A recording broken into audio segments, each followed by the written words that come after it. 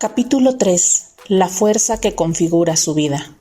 Los hombres viven por intervalos de razón, bajo la soberanía del humor y la pasión. Sir Thomas Browne. Había estado practicando jogging durante media hora cuando sucedió. De repente, una docena de muchachos jóvenes empezaron a correr en su dirección. Antes de que tuviera tiempo de reaccionar, saltaron sobre ella. La arrastraron hacia unos matorrales y empezaron a golpearla con tubos de plomo. Uno de los muchachos le daba continuas patadas sobre el rostro hasta que empezó a sangrar de forma abundante. Luego la violaron y la sodomizaron y la dejaron allí, dándola por muerta. Este crimen trágico e inimaginable sucedió hace pocos años en Central Park, Nueva York. Yo me encontraba allí la noche en que sucedió. Me sentí impresionado, no solo por el salvajismo del ataque, sino incluso mucho más al saber quiénes habían sido los atacantes.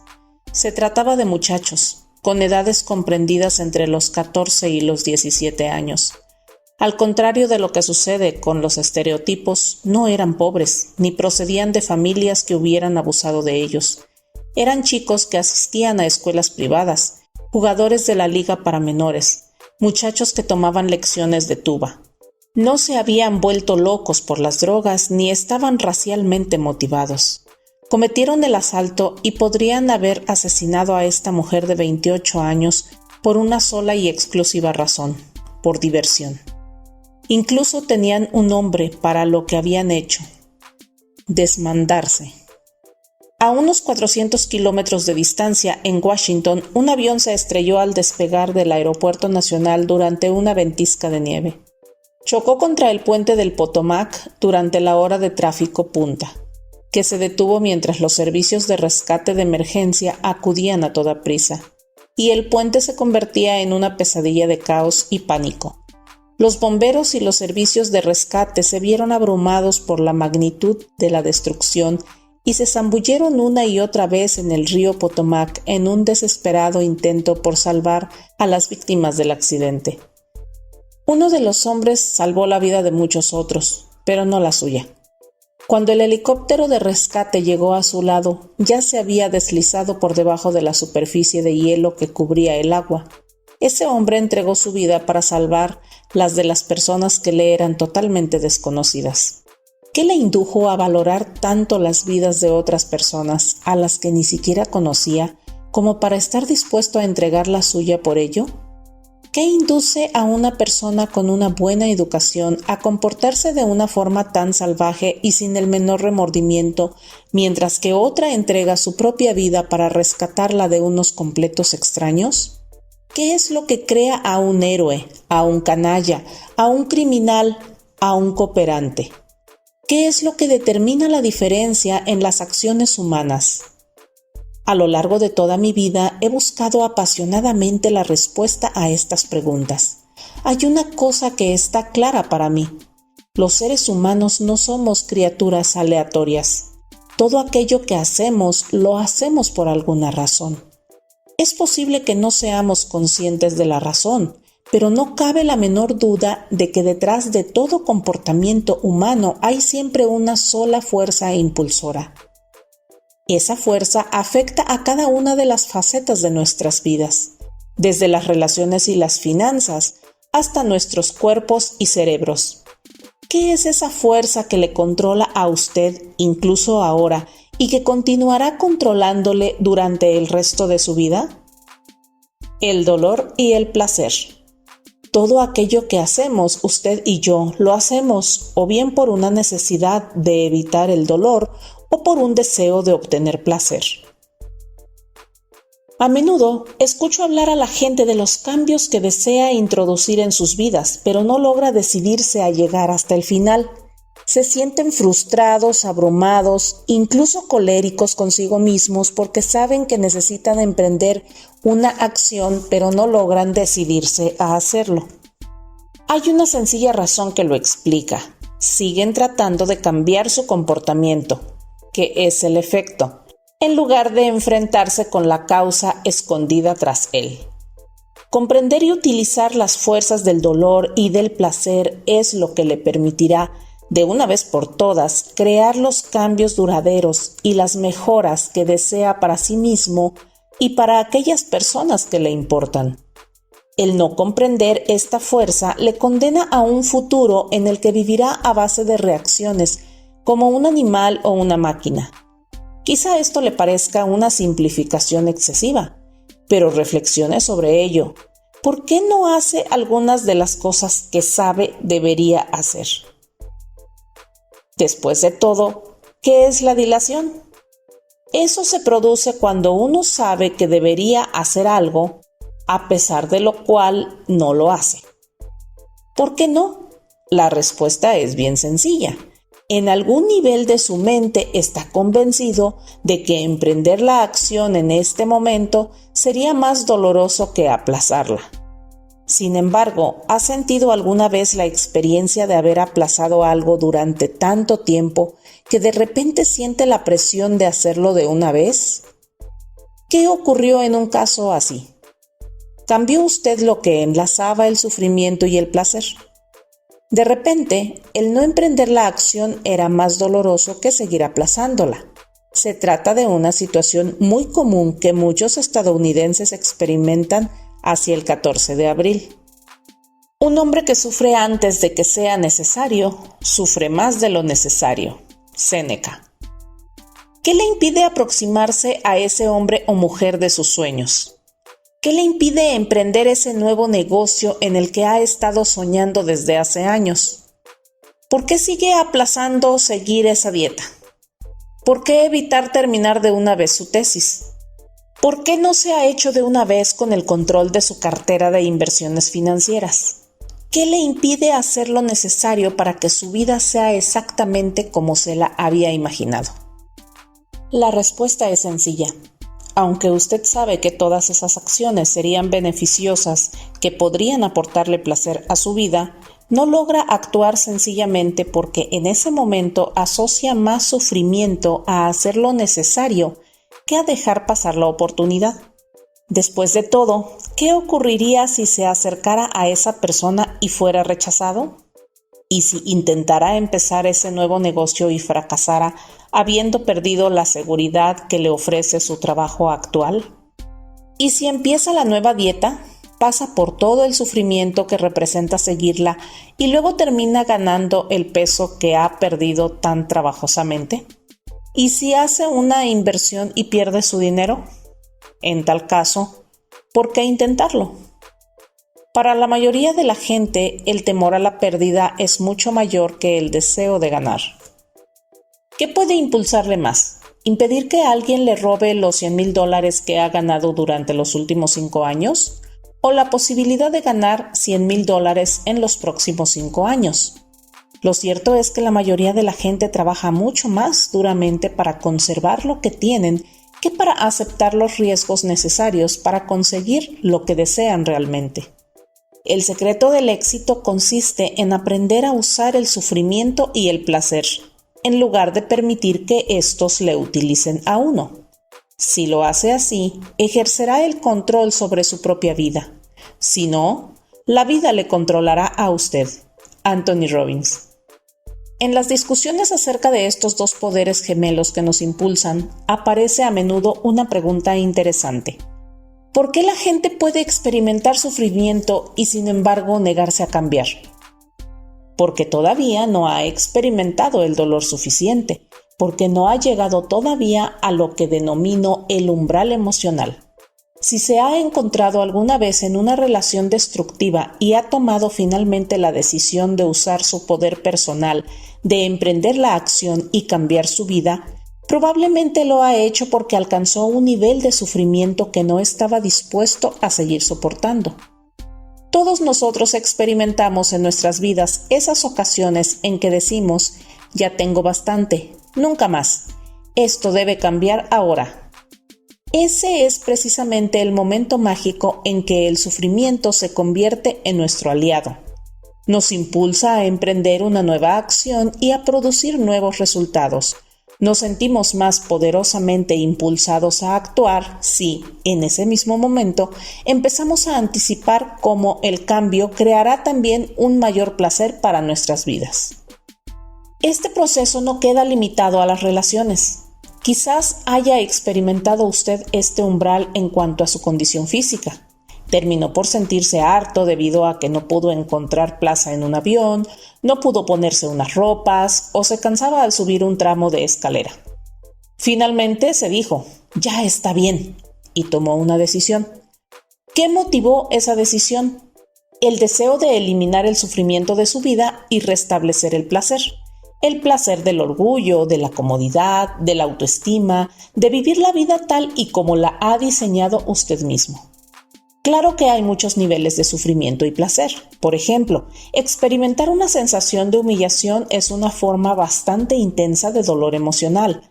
Una sensación de inconveniencia también lo produce. Lo mismo sucede con el aburrimiento. Evidentemente, algunas de esas sensaciones tienen menos intensidad, pero siguen representando un factor en la ecuación de la toma de decisiones. Del mismo modo, el placer también dice lo suyo en este proceso. Buena parte de nuestros impulsos en la vida procede de haber anticipado que nuestras acciones nos conducirán hacia un futuro más prometedor, de que el trabajo de hoy habrá valido la pena mañana, de que las recompensas del placer están cercanas. No obstante, también hay numerosos niveles de placer. Por ejemplo, el placer del éxtasis puede verse superado por el placer de la comodidad. A pesar de que la mayoría estemos de acuerdo en que el primero pueda ser más intenso. Todo depende de los intereses del individuo. Por ejemplo, digamos que interrumpe usted su trabajo para almorzar y camina por un parque donde se está interpretando una sinfonía de Beethoven. ¿Se detendrá para escuchar? Eso depende, en primer lugar, del significado que asocie usted a la música clásica. Algunas personas serían capaces de dejarlo todo, con tal de escuchar las enérgicas notas de la sinfonía heroica. Para ellas, la música de Beethoven equivale a un placer puro. Para otras, sin embargo, escuchar cualquier clase de música clásica puede ser tan poco emocionante como observar cómo se seca la pintura. Soportar la música equivaldría a una medida de sufrimiento, por lo que se apresurarían a cruzar el parque y regresar al trabajo. Quizás el sufrimiento asociado a llegar tarde al trabajo supera el placer que obtendrían de escuchar las melodías familiares. O quizá estén convencidas de que disfrutar de la música en plena jornada laboral no es más que despilfarrar un tiempo precioso. Y el dolor de hacer algo que consideran frívolo e inapropiado es mayor que el placer que podría aportarles la música. Nuestras vidas se ven cada día llenas de esta clase de negociaciones psíquicas. Nos hallamos sopesando constantemente nuestras acciones propuestas y el impacto que ejercerán sobre nosotros. La lección más importante de la vida. Donald Trump y la Madre Teresa se sienten impulsados por la misma fuerza. Quizá me diga, ¿se ha vuelto loco Tony? No podría haber elegido dos personajes más diferentes. Es absolutamente cierto que sus valores se encuentran en extremos opuestos del espectro, pero ambos se sienten impulsados por el sufrimiento y el placer. Sus vidas se han visto configuradas por lo que han aprendido en cuanto a obtener placer y por lo que han aprendido en cuanto a lo que crea sufrimiento.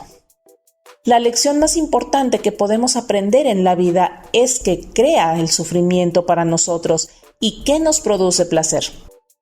Esa lección es diferente para cada uno de nosotros y, en consecuencia, también lo son nuestros comportamientos. ¿Qué ha impulsado a Donald Trump a lo largo de su vida? Ha aprendido a obtener placer de tener los yates más grandes y caros, de adquirir los edificios más extravagantes, de hacer los tratos de negocios más astutos. En resumen, de acumular los juguetes más grandes y mejores. ¿A qué aprendió a vincular el sufrimiento? En las entrevistas que se le han hecho, ha revelado que el mayor sufrimiento en la vida lo vincula a ser el segundo mejor. Eso equivale para él un fracaso. De hecho, su mayor impulso por conseguir cosas procede de la compulsión por evitarlo. Eso, para él, constituye una motivación mucho más poderosa que su deseo de obtener placer. Muchos de sus competidores se han regocijado con el sufrimiento que ha experimentado Trump como consecuencia del colapso de buena parte de su imperio económico. En lugar de juzgarle, o a cualquier otro, incluido usted mismo, sería mucho más valioso comprender lo que le impulsa y sentir algo de compasión por su evidente dolor. En contraste con él, se encuentra el caso de la Madre Teresa. He aquí a una mujer tan profundamente preocupada por los demás que también sufre cuando ve el sufrimiento de otras personas. Se sintió herida al ver la injusticia del sistema de castas de la India. Descubrió que al emprender una acción para ayudar a esas gentes, el sufrimiento de ellos se atenuaba y también el de ella misma. Para la Madre Teresa, el significado último de la vida puede encontrarse en uno de los barrios más pobres de Calcuta, la ciudad de la alegría, repleta y a punto de estallar con millones de refugiados hambrientos y enfermos. Para ella, el placer puede consistir en chapotear sobre el barro, los desechos y la suciedad hasta las rodillas para llegar hasta una miserable cabaña y cuidar a los niños que viven en ella. Se siente poderosamente impulsada por la sensación de que ayudar a los demás a salir de su miseria alivia también su propio dolor, de que ayudarles a experimentar la vida de una forma mejor, dándoles placer, también le permitirá a ella sentir placer. Aprendió que situarse en primera línea por los demás constituye el bien más elevado y que eso le proporciona la sensación de que su vida tiene un verdadero significado. Aunque la mayoría de nosotros tendríamos que hacer un esfuerzo considerable para vincular la sublime humildad de la Madre Teresa con el materialismo de Donald Trump, aquí resulta esencial recordar que estas dos personas configuraron sus destinos basándose en aquello a lo que vinculaban el sufrimiento y el placer. Sus circunstancias y su educación también jugaron un papel en sus elecciones, pero, en último término, tomaron decisiones conscientes acerca de lo que la recompensa o el castigo representaban para ellos. ¿A qué vincula el sufrimiento y el placer? Eso configura su destino. Una de las decisiones que han representado una diferencia tremenda en la calidad de mi vida es que, a una edad muy temprana, empecé a vincular un placer increíble con el hecho de aprender. Me di cuenta de que descubrir ideas y estrategias que pudieran ayudarme a configurar el comportamiento y la emoción humanos podría proporcionarme virtualmente todo aquello que deseaba en mi vida. Y era capaz de sacarme del dolor y entrar en el placer. Aprender a descifrar los secretos que se esconden detrás de nuestras acciones podía ayudarme a convertirme en una persona más rica, a sentirme físicamente mejor, a conectar más profundamente con las personas que me importaban. Aprender me proporcionaba algo que dar, la oportunidad de aportar realmente algo de valor a todos aquellos que me rodeaban. Eso me ofrecía una sensación de alegría y plena realización. Al mismo tiempo, descubrí una forma de placer aún más poderosa, la que obtenía de compartir de una forma apasionada aquello que había aprendido. Cuando empecé a darme cuenta de que lo que podía compartir ayudaba a otras personas a incrementar la calidad de sus vidas, descubrí el nivel definitivo de placer, y fue entonces cuando empezó a desplegarse el propósito de mi vida. ¿Cuáles son algunas de las experiencias de sufrimiento y placer que han configurado su vida? Si los ha vinculado a las drogas, por ejemplo, no cabe la menor duda de que eso ha afectado a su destino. Lo mismo sucede con las emociones que ha aprendido a asociar con el tabaco o el alcohol, con las relaciones e incluso con los conceptos de dar o de confiar. Si es usted médico, ¿no es cierto que la decisión de seguir una carrera médica tomada desde hace muchos años se vio motivada por su creencia de que convertirse en médico le haría sentirse bien? Todos los médicos con los que he hablado vinculan un gran placer con el hecho de ayudar a la gente, a paliar el dolor, a curar la enfermedad y a salvar vidas. A menudo, el orgullo de ser un miembro respetado de la sociedad fue una motivación adicional. Los músicos se han dedicado a su arte porque hay pocas cosas en la vida capaces de proporcionarles ese mismo nivel de placer. Y los presidentes de las grandes organizaciones han aprendido a vincular el placer con la toma de decisiones poderosas, que tienen un enorme potencial para construir algo único y para contribuir a las vidas de otras personas de una forma duradera. Reflexione, por ejemplo, sobre las asociaciones limitadoras del dolor y el placer en la vida de John Belushi, Freddie Prinze, Jimi Hendrix, Elvis Presley, Janis Joplin y Jim Morrison. Su asociación con las drogas como una forma de escape, de satisfacción rápida o como un medio de salir del dolor y obtener un placer temporal provocaron su caída. Pagaron el precio definitivo por no haber sabido dirigir sus propias mentes y emociones. Piense en el gran ejemplo que fueron para millones de seguidores. Yo nunca aprendí a consumir drogas o alcohol. ¿Se debe acaso a que soy una persona tan brillante? No, eso se debe a que fui muy afortunado. Una de las razones por las que nunca bebí alcohol es porque, de niño, había en mi familia un par de personas que actuaban de una forma tan ridícula cuando estaban bebidas que asocié un extremo dolor al hecho de beber cualquier clase de alcohol. Uno de los recuerdos especialmente gráficos que guardo en mi memoria es el de la madre de uno de mis mejores amigos. Era extremadamente obesa, ya que pesaba cerca de 150 kilos y bebía constantemente. Cada vez que lo hacía, quería abrazarme y me babeaba. Incluso hoy en día, el olor a alcohol del aliento de cualquier persona me produce náuseas. La cerveza, sin embargo, fue otra historia. Cuando tenía unos 11 o 12 años, no consideraba que la cerveza fuera una bebida alcohólica. Después de todo, mi padre bebía cerveza y no adoptaba actitudes tan ridículas o nauseabundas. De hecho, parecía mostrarse un poco más alegre cuando bebía unas pocas cervezas. Además, vinculé el placer de beber cerveza porque deseaba ser como mi padre. ¿El hecho de beber cerveza me haría ser realmente como mi padre? No, pero con frecuencia creamos asociaciones falsas en nuestros sistemas nerviosos, neuroasociaciones, en cuanto a qué creará dolor o placer en nuestras vidas. Un día le pedí a mi madre que me diera una cerveza.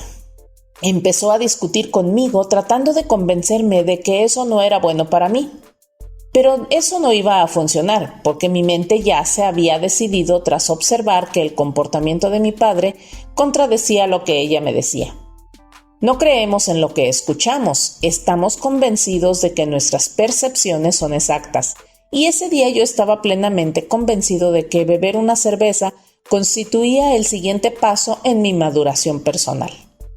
Finalmente, mi madre se dio cuenta de que, probablemente, iría a beberla a cualquier otra parte si no me proporcionaba una experiencia que no olvidaría jamás. Debió de haber sabido, en algún nivel de su mente, que tenía que cambiar lo que yo había asociado con la cerveza. Así que me dijo, «Muy bien, ¿quieres beber una cerveza como lo hace papá?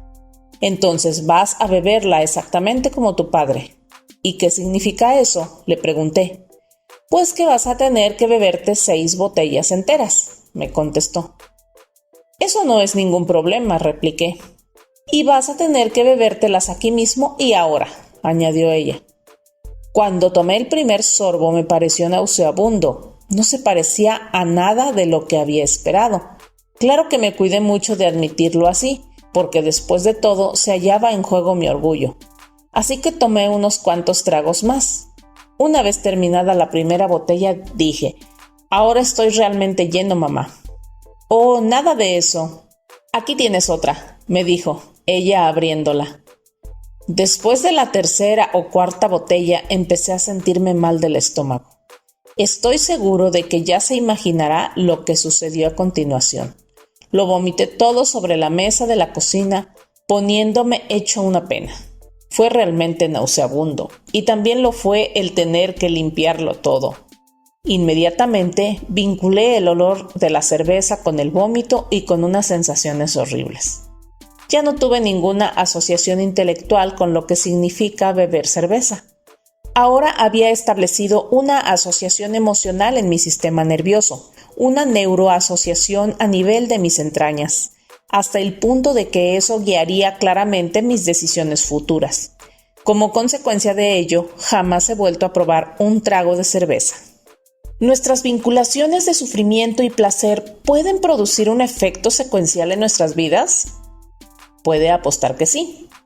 Esta neuroasociación negativa que vinculé con la cerveza también afectó a muchas de mis decisiones en la vida. Influyó sobre con qué personas me relacioné en la escuela. Determinó la forma en que aprendí para obtener placer. Para ello no utilizaba el alcohol, sino el aprendizaje, la risa, el deporte.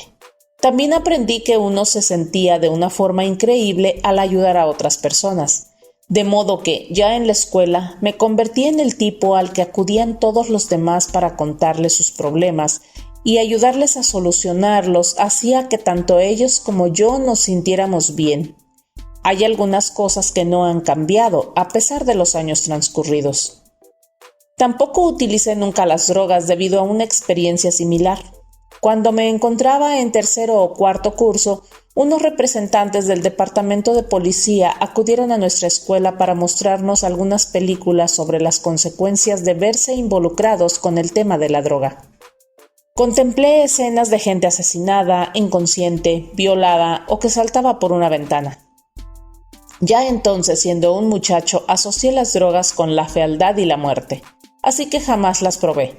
Mi buena fortuna consistió en que la policía me había ayudado a formar neuroasociaciones dolorosas incluso con la misma idea de usar drogas. En consecuencia, ni siquiera he considerado nunca esa posibilidad. ¿Qué podemos aprender de esto? Sencillamente lo siguiente. Si vinculamos un fuerte dolor con cualquier comportamiento o pauta emocional, evitaremos caer en ellos a cualquier precio. Podemos utilizar esta comprensión para aprovechar la fuerza del dolor y del placer con objeto de cambiar virtualmente cualquier cosa en nuestras vidas, desde la costumbre de dejar las cosas para mañana hasta el uso de drogas. ¿Cómo podemos hacerlo? Digamos, por ejemplo, que desea usted mantener a sus hijos alejados de las drogas. El momento adecuado para hacerlo es antes de que experimenten y de que alguien más les enseñe la falsa asociación de que las drogas equivalen a placer. Mi esposa Becky y yo decidimos que la forma más poderosa de asegurarnos de que nuestros hijos no usaran jamás las drogas consistía en hacerles unir un gran sufrimiento a su uso. Sabíamos que, a menos que les enseñáramos lo que sucede realmente con las drogas, aunque éstas constituyen una forma útil de escapar del dolor. Para llevar a cabo esta tarea, llamé a un viejo amigo, el capitán John Rondon del Ejército de Salvación. Hace años que apoyó a John en el South Bronx y en Brooklyn en sus esfuerzos por ayudar a la gente de sus vidas, elevando sus criterios, cambiando sus creencias limitadoras y desarrollando habilidades para la vida. Becky y yo nos sentimos muy orgullosos de la gente que ha utilizado lo que les hemos enseñado para abandonar las calles e incrementar la calidad de sus vidas. Siempre he utilizado mis visitas allí como una forma de devolver algo y como un recordatorio de lo afortunado que he sido yo mismo. Eso me permite seguir apreciando la clase de vida que he tenido el privilegio de llevar. También me aporta perspectiva y mantiene mi vida equilibrada. Le expliqué mis propósitos al capitán John y este se ocupó de arreglar las cosas para llevar a mis hijos a una gira que jamás olvidarían y que les aportaría una experiencia muy clara de lo que hacen las drogas con el espíritu humano. Todo empezó con una visita de primera mano a un edificio de apartamentos medio podrido e infestado de ratas. En cuanto entraron allí, mis hijos se vieron asaltados por el hedor de unos suelos empapados de orines. La visión de los adictos gritando frenéticamente a los que les observaban, de niñas prostituidas ofreciéndose al primero que pasara y del llanto de los niños privados de toda clase de cuidados. Mis hijos aprendieron así a vincular las drogas con la devastación mental, emocional y física. Eso sucedió hace 4 años y medio. Aunque desde entonces se han visto expuestos muchas veces a las drogas, nunca las han tocado. Aquellas poderosas neuroasociaciones contribuyeron de forma significativa a configurar sus destinos. Si te sientes angustiado por cualquier cosa extrema, el dolor no se debe a la cosa en sí, sino a tu propia estimación sobre ella. Así pues, tienes el poder de eliminarlo en cualquier momento. Marco Aurelio. Somos los únicos seres sobre el planeta que llevamos una vida interna tan rica que lo más importante para nosotros no son los acontecimientos en sí, sino cómo los interpretamos. Eso es lo que determina cómo pensamos acerca de nosotros mismos y cómo actuaremos en el futuro. Una de las cosas que nos hacen ser tan especiales en nuestra maravillosa habilidad para adaptarnos, para transformar y manipular los objetos o las ideas y producir algo más agradable o útil, y entre nuestros talentos de adaptación, uno de los más destacados es nuestra habilidad para tomar la experiencia bruta de nuestras vidas, relacionada con otras experiencias, y crear a partir de ello un tapiz caleidoscópico de significados diferentes al de cualquier otra persona en el mundo. Solo seres humanos pueden cambiar, por ejemplo, sus asociaciones, de tal modo que el dolor físico se transforme en placer y viceversa. Pensemos, por ejemplo, en una persona que sigue una huelga de hambre y se halla encerrada en una cárcel. Alimentándose exclusivamente de una causa, es capaz de sobrevivir 30 días sin alimentos. El dolor físico que experimenta es considerable, pero se ve superado por el placer y la validez de estar atrayendo la atención del mundo hacia su causa. A un nivel más personal y cotidiano, los individuos que siguen unos regímenes físicos intensos para esculpir sus cuerpos han aprendido a vincular unas tremendas sensaciones de placer con el dolor del ejercicio físico intenso. Han transformado la incomodidad de la disciplina en la satisfacción del crecimiento personal, y esa es la razón por la que su comportamiento es consistente, y también lo son sus resultados. Gracias al poder de nuestras voluntades podemos sopesar algo como el dolor físico de la huelga de hambre frente al dolor psíquico de rendir nuestros ideales. Podemos crear significados más elevados, podemos salir de la jaula de Skinner y tomar el control. P.F. Skinner, un famoso pionero del conductismo, también fue infame por la jaula pesebre en la que confinó a su hija durante los 11 primeros meses de su vida. Lo hizo así en nombre de la conveniencia y de la ciencia, alimentando sus teorías sobre los comportamientos de estímulo-respuesta. Pero si no logramos dirigir nuestras propias asociaciones con el dolor y el placer, no estaremos viviendo mejor que los animales o las máquinas. Reaccionaremos continuamente según las circunstancias de nuestro entorno y permitiremos que todo aquello que nos suceda determine la dirección y la calidad de nuestras vidas. Volveremos a estar dentro de la jaula. Es como si fuéramos una computadora pública, de fácil acceso para un montón de programadores aficionados. Nuestro comportamiento, tanto consciente como inconsciente, se ha visto equipado con el sufrimiento y el placer procedentes de numerosas fuentes. Los compañeros de la niñez, las madres, los padres, los maestros, los entrenadores, los héroes de las películas y las series de televisión. La lista es interminable. Se puede o no saber cuándo se inició con exactitud esa programación y ese condicionamiento. Pudo haberse tratado de algo que dijo alguien, de un incidente en la escuela, de una entrega de premios deportivos, de un momento embarazoso, de un sobresaliente en la escuela o de haber suspendido el curso. Todas esas cosas contribuyeron a configurar lo que es usted hoy. No me cansaré de resaltar que aquello a lo que usted vincula el dolor y el placer es lo que configura su destino. Al revisar su propia vida, ¿recuerda alguna experiencia que formara sus neuroasociaciones y pusiera así en marcha la cadena de causas y efectos que le han llevado hasta donde se encuentra en la actualidad? ¿Qué significado adscribe a las cosas? Si es soltero, ¿contempla el matrimonio con ansia, como una alegre aventura con el compañero o compañera de su vida? ¿O lo teme acaso como si fuera una pesada bola que le sujeta con una cadena? Cuando se siente esta noche a cenar, ¿Consumirá los alimentos de una forma práctica, como una oportunidad de aportar nuevas energías a su cuerpo, o los devorará como su única fuente de placer? Tanto los hombres como las mujeres se dejan dirigir con mayor frecuencia por sus corazones que por sus entendimientos. Lord Chesterfield. Aunque nos gustaría negarlo, lo cierto es que nuestro comportamiento se ve impulsado por reacciones instintivas al dolor y al placer, y no por los cálculos del intelecto. Desde una perspectiva intelectual, podemos estar convencidos de que comer chocolate es malo para nosotros, a pesar de lo cual seguimos comiéndolo. ¿Por qué? Porque no nos sentimos impulsados tanto por aquello que sabemos intelectualmente, sino más bien por aquello a lo que hemos aprendido a vincular el placer y el dolor en nuestros sistemas nerviosos.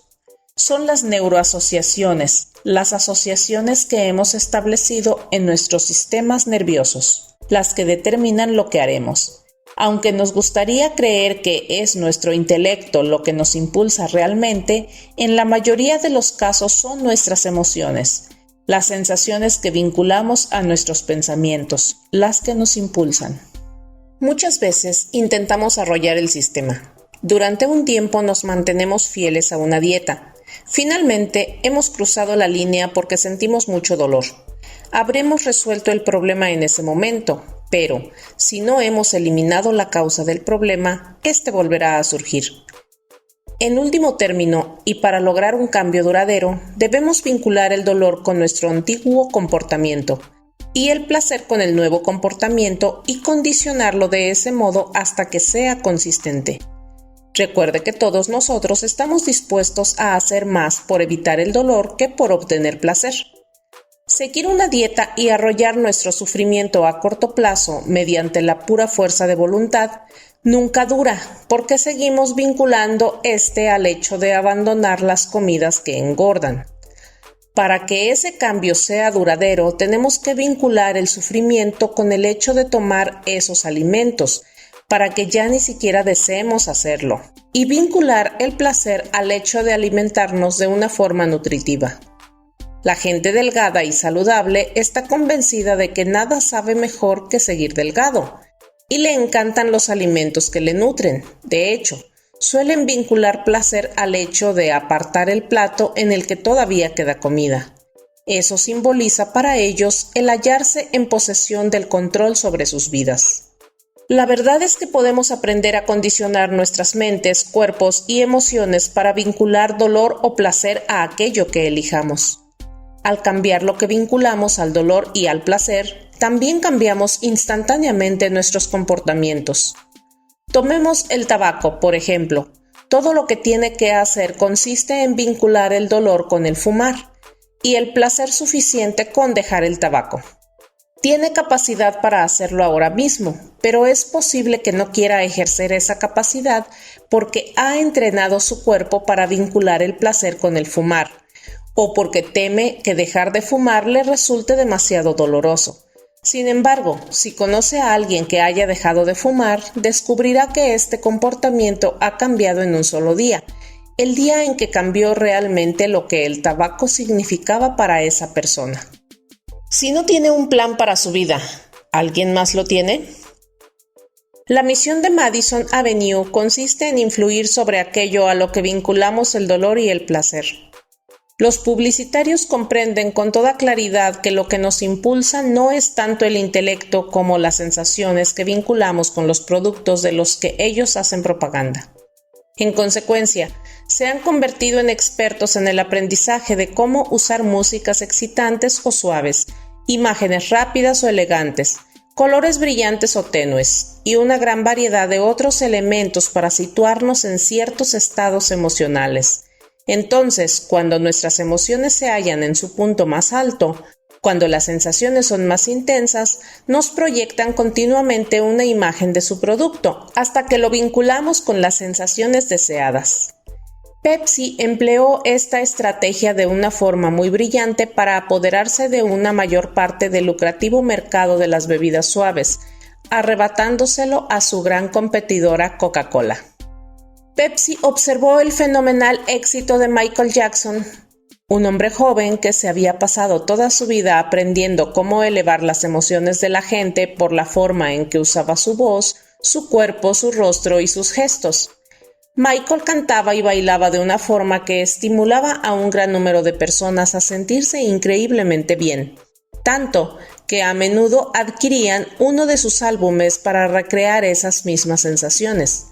Pepsi se preguntó, ¿cómo podemos transferir esas sensaciones a nuestro producto?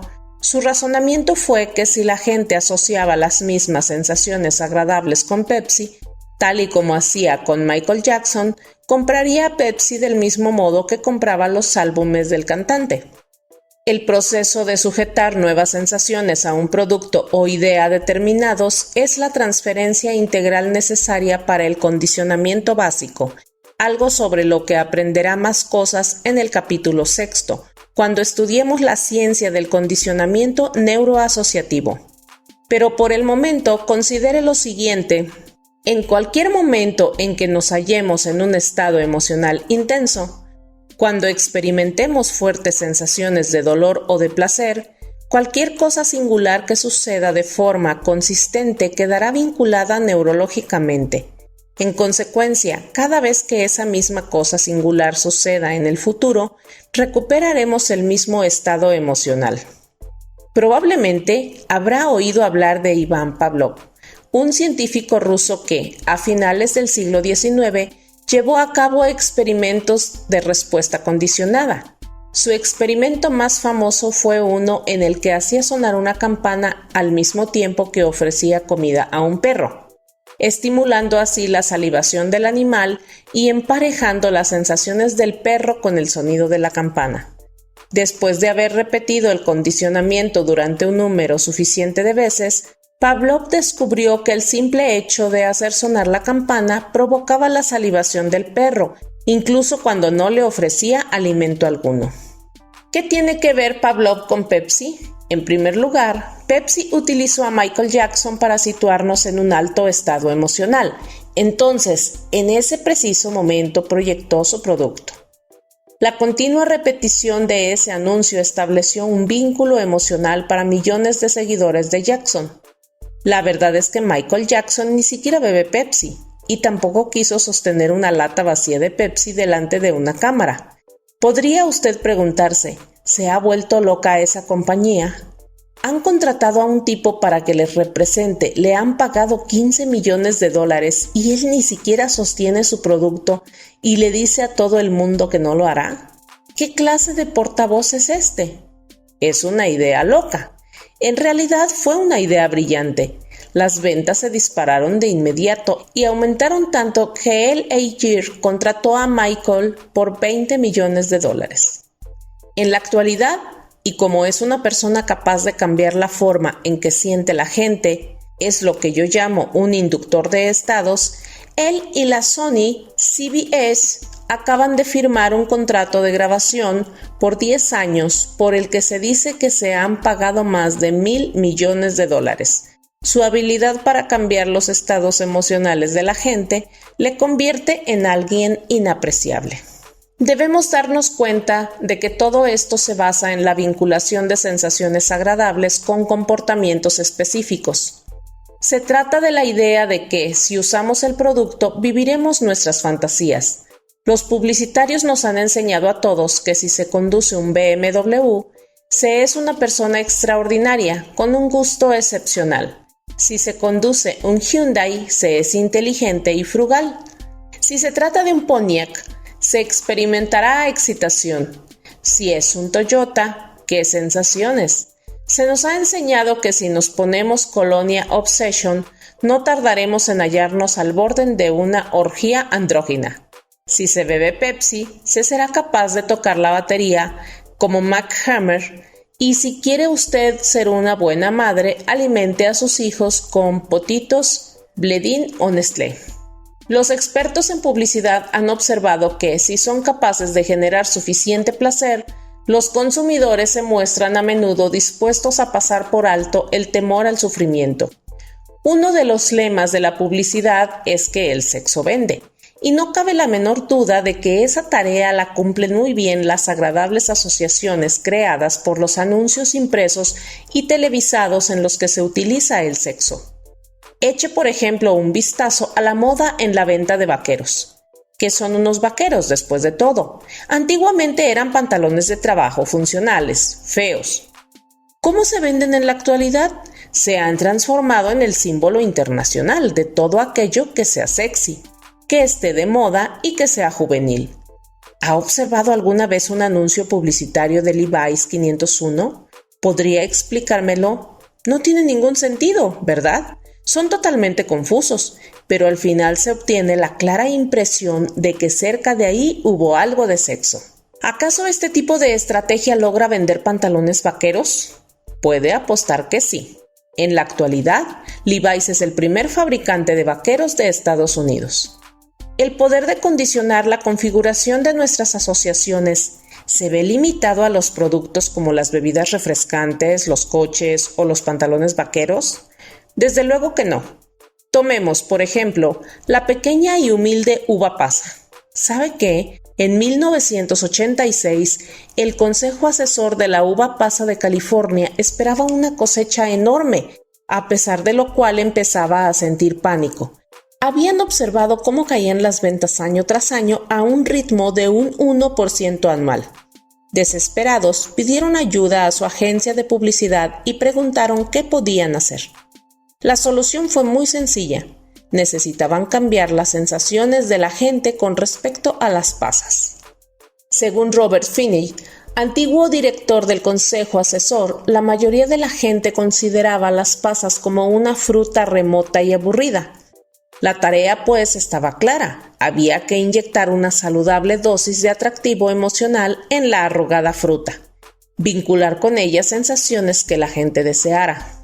Arrugada y seca no son las sensaciones que la mayoría de la gente asocia con sentimientos de bienestar en sus vidas.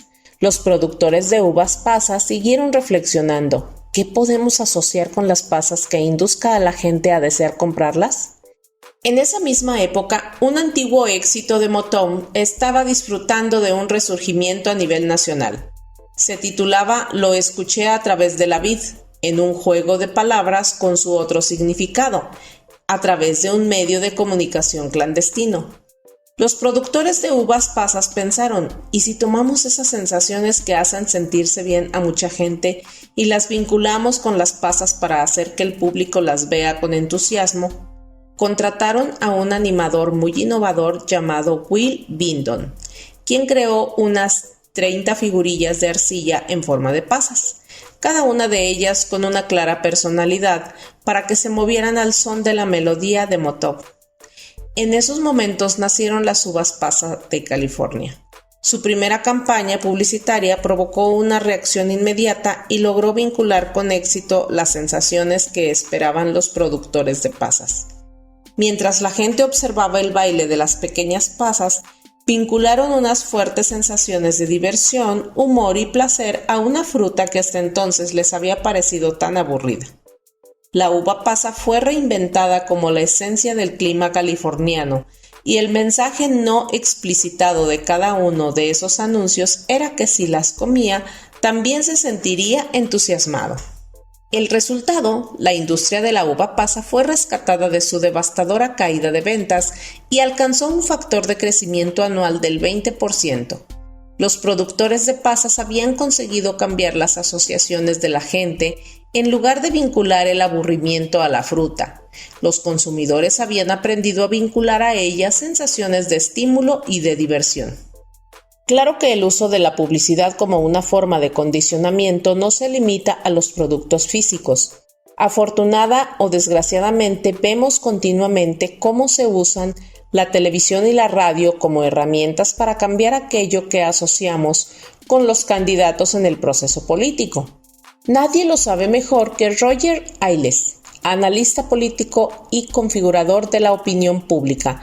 Él fue el responsable de los elementos clave de la fructífera campaña de Ronald Reagan contra Walter Mondale en 1984 y en 1988.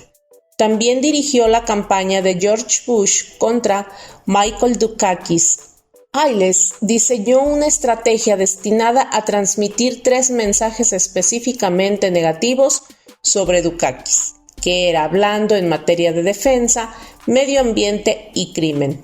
Eso hizo que la gente vinculara con él sensaciones dolorosas. Uno de los anuncios presentaba a Dukakis como un muchacho que juega a la guerra en un tanque. Otro parecía echarle toda la culpa de la contaminación en el puerto de Boston. El más notable de todos mostraba a unos criminales que eran liberados de las cárceles de Massachusetts y que salían por una puerta abatible, al mismo tiempo que jugaba con la publicidad ampliamente negativa generada en todo el país por el incidente Willie Horton, un asesino convicto al que se le concedió un permiso de salida, como parte de un controvertido programa emprendido en el estado gobernado por Dukakis, que luego no regresó a la cárcel y que fue detenido 10 meses más tarde por haber aterrorizado a una joven pareja, violar a la mujer y agredir al hombre. Muchas personas no estuvieron de acuerdo con el enfoque negativo de esos anuncios. Personalmente me parecieron muy manipuladores, pero resulta difícil argumentar contra el nivel de éxito que alcanzaron, basado en el hecho de que la gente está dispuesta a hacer más por evitar el sufrimiento que por obtener el placer. A mucha gente no le gustó la forma en que se llevó a cabo aquella campaña, y una de esas personas fue el propio George Bush. Pero era difícil argumentar contra la realidad de que el sufrimiento constituye uno de los motivos más poderosos para configurar el comportamiento de la gente. Tal y como dice Ailes, los anuncios negativos lograron su propósito con mayor rapidez. La gente suele prestar más atención a ese tipo de anuncios. La gente puede disminuir o no la velocidad para mirar una hermosa escena pastoral junto a una autopista, pero todo el mundo lo hace para observar un accidente de coche. No cabe la menor duda de la efectividad de la estrategia de Ailes. Bush obtuvo una clara mayoría del voto popular y apabulló a Dukakis en uno de los mayores fracasos de la historia electoral. La fuerza que configura la opinión mundial y los hábitos de compra de los consumidores es la misma fuerza que configura todas nuestras acciones. Depende de usted y de mí el que consumamos el control de esa fuerza y decidamos nuestras propias acciones de modo consciente, porque si no somos capaces de dirigir nuestros propios pensamientos, caeremos bajo la influencia de aquellos que nos condicionarán para que nos comportemos tal y como ellos desean que lo hagamos. En ocasiones, esas acciones son, de todos modos, las que nosotros mismos habríamos seleccionado, pero en otras ocasiones no lo son. Los expertos publicitarios saben cómo cambiar aquello que vinculamos al dolor y al placer, cambiando las sensaciones que asociamos con sus productos. Si queremos tener el control sobre nuestras vidas, tenemos que anunciarnos en nuestras propias mentes, algo que podemos hacer en un momento. ¿Cómo? Sencillamente, vinculando el sufrimiento con aquellos comportamientos a los que queremos poner fin y haciéndolo a un nivel de intensidad emocional tan elevado que ni siquiera consideremos la posibilidad de seguir otro comportamiento distinto. ¿Acaso no hay cosas que usted no ha hecho ni haría nunca? Piense en las sensaciones que vincula usted a esas cosas. Si vincula esos mismos sentimientos y sensaciones con los comportamientos que quiere evitar, jamás volverá a practicarlos. Entonces, sencillamente, vincule el placer al nuevo comportamiento que desea para sí mismo. Luego, mediante la repetición y la intensidad emocional, puede condicionar estos comportamientos en sí mismo hasta que sean automáticos. Así pues, ¿cuál es el primer paso para crear un cambio? El primer paso consiste simplemente en ser consciente del poder que ejercen ese sufrimiento y ese placer sobre cada una de nuestras decisiones y, en consecuencia, sobre cada una de nuestras acciones. El arte de ser consciente consiste en comprender que esos vínculos se están produciendo de forma constante entre ideas, palabras, imágenes, sonidos y las sensaciones de dolor y placer. Concibo que hay que evitar los placeres si la consecuencia de ellos son mayores dolores. y codiciar aquellos dolores que terminen por convertirse en grandes placeres. Michel de Montaigne. El problema consiste en que, a la hora de tomar una decisión acerca de qué hacer para crear dolor o placer, la mayoría de nosotros se basa en el corto plazo, en lugar de en el largo plazo. Pero, para tener éxito, la mayoría de las cosas que valoramos nos exige ser capaces de atravesar el muro del dolor a corto plazo, para poder alcanzar el placer a largo plazo. Debe usted dejar de lado los momentos de terror y de tentación que pasan, y enfocar la atención sobre lo que es más importante a la larga, sus propios valores y criterios personales. Recuerde también que aquello que nos impulsa no es el verdadero sufrimiento, sino el temor de que algo nos conduzca hacia él.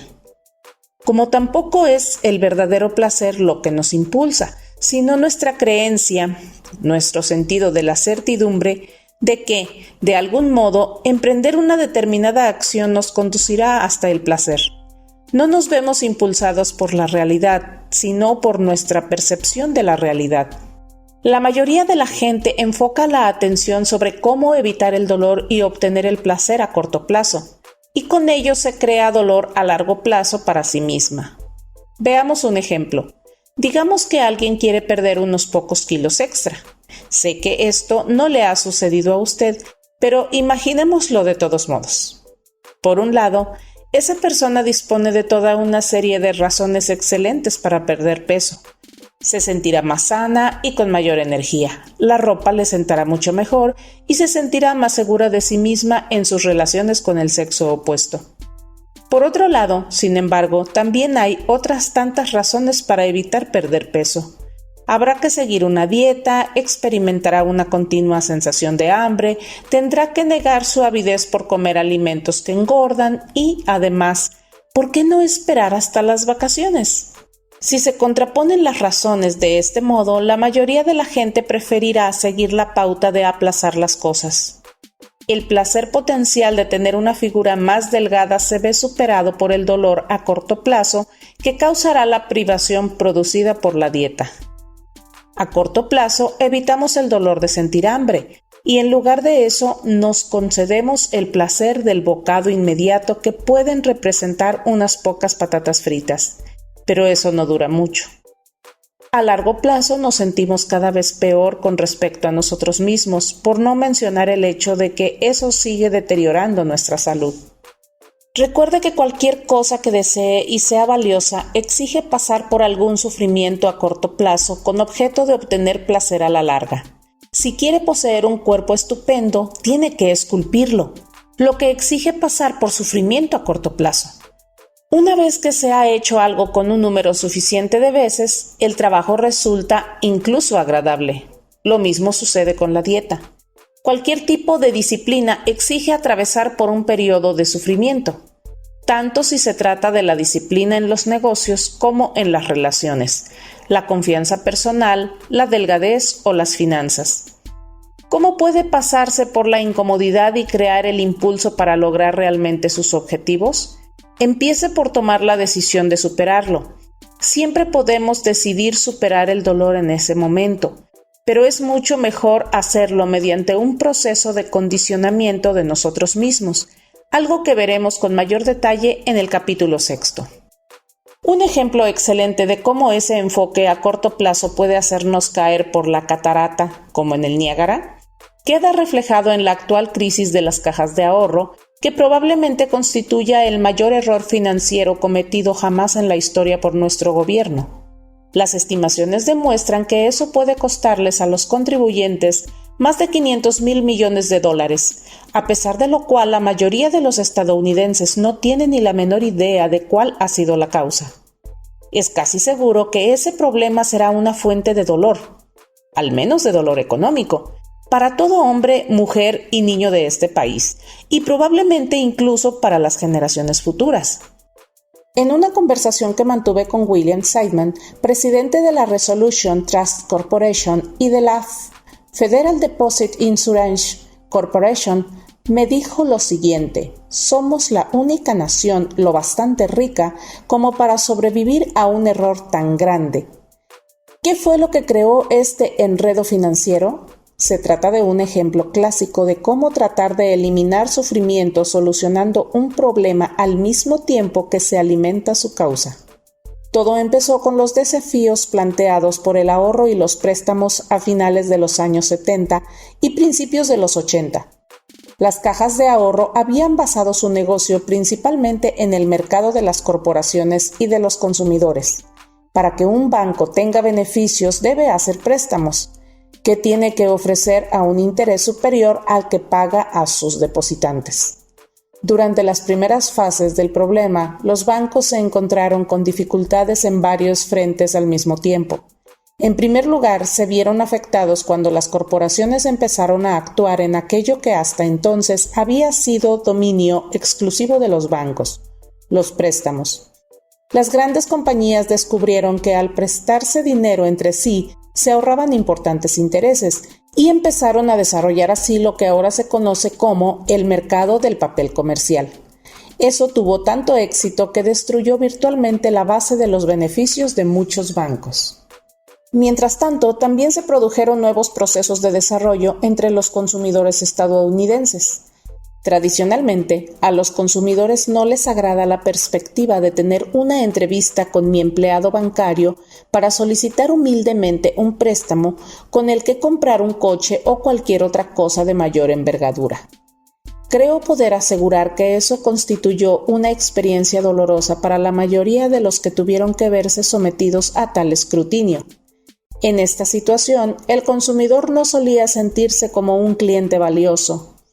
Las compañías automovilísticas fueron lo bastante astutas como para darse cuenta de ello y empezaron a ofrecer préstamos a sus clientes, creando así una nueva fuente de beneficios para sí mismas. Comprendieron que podían ganar tanto dinero con la financiación de la compra de los coches como el que ganaban con su venta y podían ofrecer al cliente mayores facilidades y unos intereses más bajos. Su actitud, naturalmente, era muy diferente a la de los banqueros. Tenían gran interés en asegurarse que el cliente consiguiera su préstamo. Los clientes no tardaron en preferir la financiación interna antes que el método tradicional, apreciando la conveniencia, la flexibilidad y los bajos intereses. Todo el asunto se dirimía en un solo lugar, y el cliente era atendido por una persona cortés que deseaba cerrar su negocio. En consecuencia, la General Motors Acceptance Corporation no tardó en convertirse en una de las mayores compañías del país en cuanto a la financiación de la adquisición de coches. Uno de los últimos bastiones de los préstamos bancarios era el mercado inmobiliario, pero los intereses y la inflación se habían puesto por las nubes, alcanzando en un solo año el 18%. Como consecuencia de ello, nadie podía permitirse efectuar los pagos mensuales que exigían estos préstamos con esos intereses. Y como bien puede imaginarse, el mercado de los préstamos inmobiliarios quedó barrido del mapa. Para entonces, los bancos ya habían pedido a sus clientes habituales en más. Habían perdido el mercado de los préstamos para la compra de coches y empezaban a perder también los préstamos para la adquisición de viviendas. El golpe final fue que los depositantes, en respuesta a la inflación, exigieron un mayor nivel de intereses por los depósitos, mientras que los bancos seguían haciendo préstamos a intereses más bajos. De ese modo, los bancos perdían dinero a cada día que pasaba. ¿Por qué? Porque estaban convencidos de que, si no modificaban sus criterios, ya no quedaría nadie a quien prestar dinero. Y si no prestaban dinero, no obtendrían beneficios y, sin duda alguna, sufrirían como consecuencia de ello. Sin embargo, si eran capaces de prestar dinero a alguien que se los devolviera, obtendrían placer. Además, había muy poco riesgo que correr. Si prestaban dinero y el cliente no cumplía con su obligación, los contribuyentes, es decir, usted y yo, terminaríamos por echarles un cable de todos modos. Así que, en última instancia, había muy poco temor al dolor y un tremendo incentivo para arriesgar nuestro capital. Estos bancos, así como las cajas de ahorro, también presionaron al Congreso para que les ayudara a mantenerse a flote, y entonces se produjo una serie de cambios. Los grandes bancos se dieron cuenta de que podían prestar dinero a otras naciones desesperadamente ávidas de capital. Los prestamistas se dieron cuenta de que, en un simple desayuno, podían comprometer un préstamo de $50 millones con un país. Ya no tenían que trabajar con millones de consumidores para prestar esa misma cantidad, y los beneficios de estos préstamos tan grandes eran considerables. Los directores bancarios y los jefes de los departamentos de préstamos recibían a menudo compensaciones relacionadas con el tamaño y el número de préstamos que eran capaces de lograr. Los bancos ya no se fijaban en la calidad del préstamo, sino que fijaban su atención en si un país, como por ejemplo Brasil, podía devolver el préstamo o no. Y, francamente, la mayoría no se sentía terriblemente preocupada por eso. ¿Por qué? Pues porque hicieron exactamente lo que les habíamos enseñado. Los estimulamos a comportarse como jugadores con el Seguro Federal de Depósitos, prometiéndoles que, si ganaban, ganarían mucho, y que, si fallaban, nosotros entraríamos en lisa para sacarles las castañas del fuego. Sencillamente, en una situación así, había muy poco sufrimiento para un banquero. Los bancos pequeños, que no disponían de los recursos para prestar a los países extranjeros, descubrieron que lo mejor que podían hacer era prestar dinero para crear complejos comerciales en el propio país. Ellos también rebajaron los criterios para conceder préstamos, de modo que los clientes podían obtenerlos para sus proyectos, sin poner ellos ningún dinero en lugar del 20% tradicional que había regido hasta entonces. ¿Cuál fue la respuesta de estos empresarios? Bueno, no arriesgaban nada, ya que solo estaban utilizando el dinero de los demás y, al mismo tiempo, el Congreso había aprobado unos incentivos fiscales tan elevados para la construcción de edificios comerciales que realmente los constructores no tenían nada que perder. En consecuencia, tampoco tenían que analizar si el estado del mercado era el correcto para su proyecto, o si el edificio que se proponían construir estaría en el lugar adecuado o tendría el tamaño más conveniente. Lo único que veían era que disponían de los mejores incentivos fiscales que encontrarían en toda su vida. El resultado fue que se pusieron a construir como locos, provocando una superabundancia en el mercado. Cuando la oferta fue mucho mayor que la demanda, el mercado se colapsó. Entonces los constructores volvieron a los bancos y dijeron, no podemos pagar. Y los bancos se volvieron a los contribuyentes y dijeron, no podemos pagar. Desgraciadamente, nosotros no podemos volvernos hacia nadie. Y lo que es peor, la gente se ha dado cuenta del abuso y ahora predomina la idea de que todo aquel que es rico tiene que haberse aprovechado de alguien. Eso significa que se han creado actitudes negativas con respecto a todos aquellos que actúan en los negocios y que a menudo son las mismas personas que proporcionan los puestos de trabajo que permiten progresar a los estadounidenses. Toda esta confusión ilustra nuestra falta de comprensión acerca de la dinámica del dolor-placer y lo poco aconsejable que es tratar de solucionar problemas a largo plazo con soluciones a corto. El dolor y el placer también son los directores de escena del drama global. Hemos vivido durante muchos años una escalada en la carrera armamentística con la URSS. Las dos naciones no hacían más que fabricar más y más armas como amenaza mutua. Si tratas de hacerme daño, responderemos haciéndote más daño aún.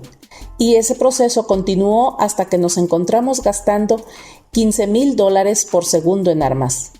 ¿Qué indujo a Gorbachev a decidir repentinamente la renegociación de la reducción de armas?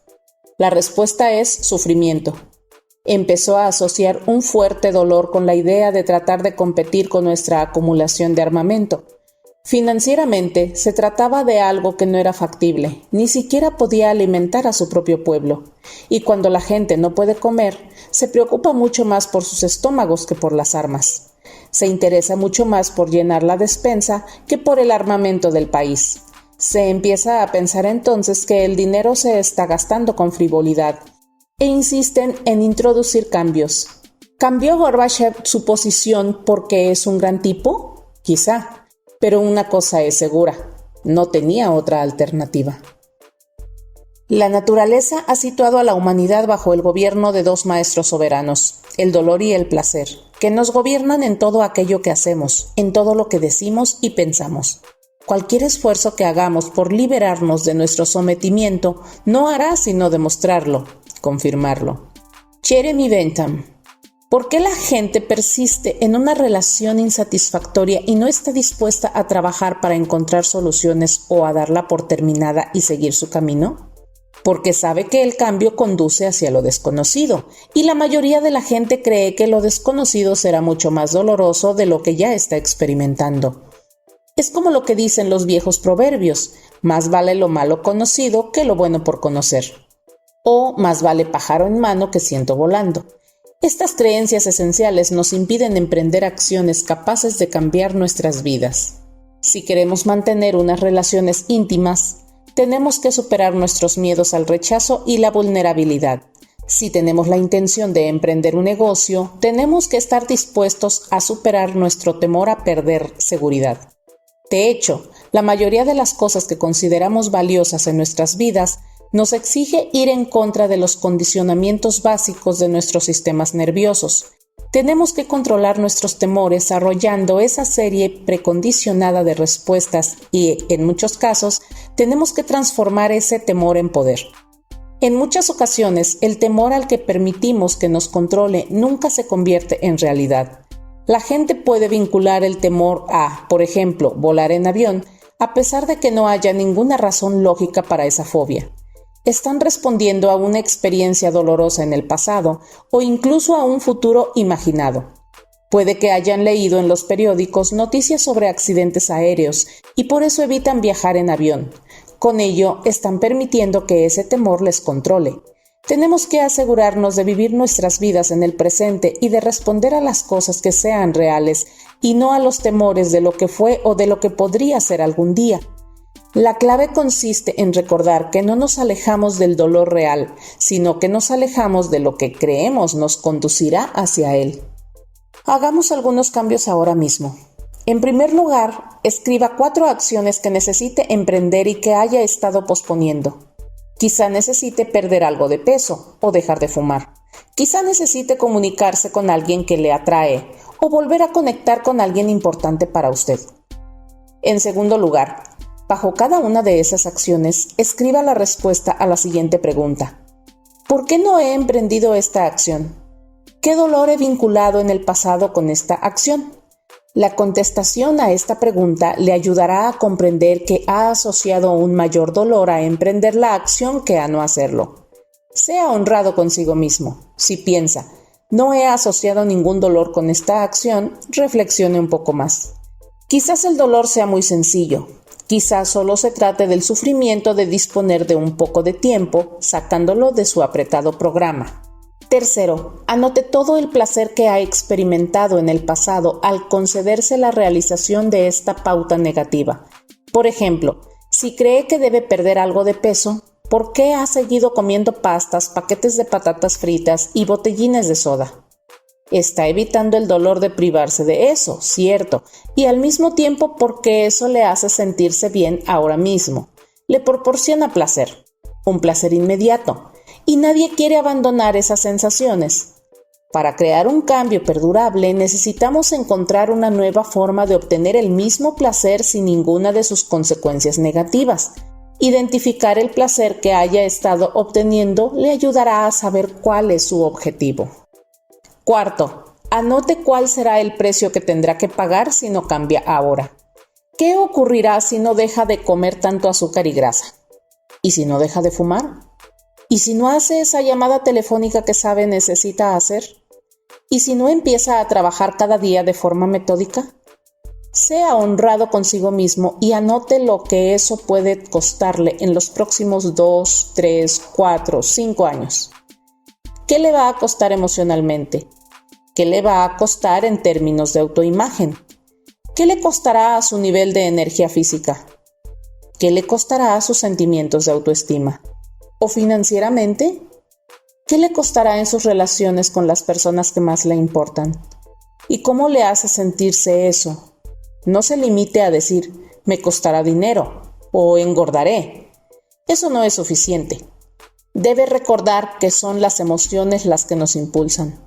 Así pues, Asóciese y use el dolor como amigo, como algo que puede impulsarle hacia un nuevo nivel de éxito. El paso final consiste en anotar todo el placer que recibirá al emprender cada una de estas acciones, ahora mismo. Haga una lista enorme, que le impulse emocionalmente, que consiga estimularle de verdad. Obtendré la sensación de haber conseguido el control real de mi vida, de saber que estoy a cargo de ella. Adquiriré un nuevo nivel de confianza en mí mismo. Obtendré vitalidad y salud física. Seré capaz de fortalecer todas mis relaciones. Desarrollaré una mayor fuerza de voluntad que podré utilizar en cualquier otro ámbito de mi vida, que mejorará ahora mismo en todas esas formas y seguirá mejorando durante los próximos 2, 3, 4, 5 años. Al emprender esta acción, viviré mi sueño. Imagine todos los impactos positivos tanto en el presente como a largo plazo. Le animo a tomarse ahora mismo el tiempo necesario para completar este ejercicio y para aprovechar el gran impulso que ha estado acumulando a medida que leía estas páginas del libro. Carpe diem, aproveche el día. No hay ningún otro momento como el presente. Pero si no puede esperar un momento más a pasar al capítulo siguiente, entonces hágalo así. Asegúrese, sin embargo, de regresar más tarde a este ejercicio y demostrarse a sí mismo el control que ejerce sobre los poderes gemelos del dolor y el placer. Este capítulo le ha mostrado una y otra vez que aquello a lo que vinculamos el dolor y el placer configura cada uno de los aspectos de nuestras vidas, que tenemos el poder para cambiar esas asociaciones y, en consecuencia, nuestras acciones y destinos. Pero para hacerlo, debemos comprender.